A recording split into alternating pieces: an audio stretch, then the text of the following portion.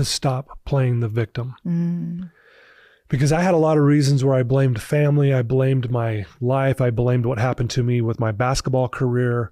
There was all these people that I was pointing at, blaming them for my horrible life. And if I gave you all the reasons here, you'd be like, oh, I get why you blame all these people, right? And I'll never forget when he told me, he says, when are you going to finally start taking accountability for your life, Todd? Ooh. And he taught me something so powerful about accountability.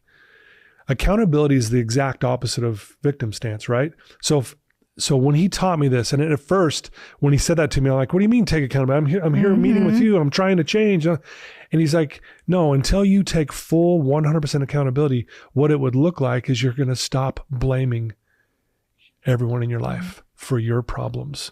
And I was just like, it was like, again, a spoken sentence that just slapped me upside the head. And that was the biggest thing for me to overcome, was playing the victim to my circumstances. And I was victimized. There was times in my life I really truly was.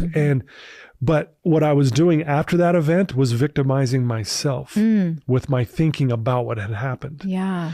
And he just taught me a really powerful lesson. And then I've learned over the years, I teach this to my clients, that accountability is the end of suffering. And that's Buddha's definition, so I got to give Buddha credit. It really is true, because when I play the victim, my suffering continues. I magnify it, I perpetuate it. And again, I feel so justified. But I'm still going to suffer.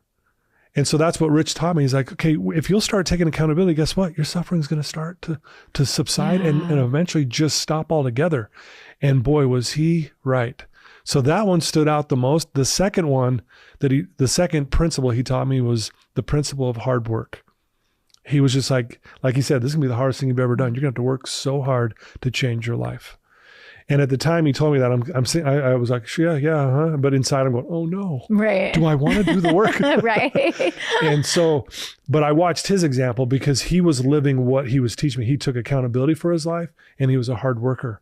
And I just watched that from a distance even. I'm like, okay, that's what he's doing. Yeah. And look at his life. It seemed like it was going in a good direction. I want that. So those two, honestly, the principle of accountability and the principle of hard work.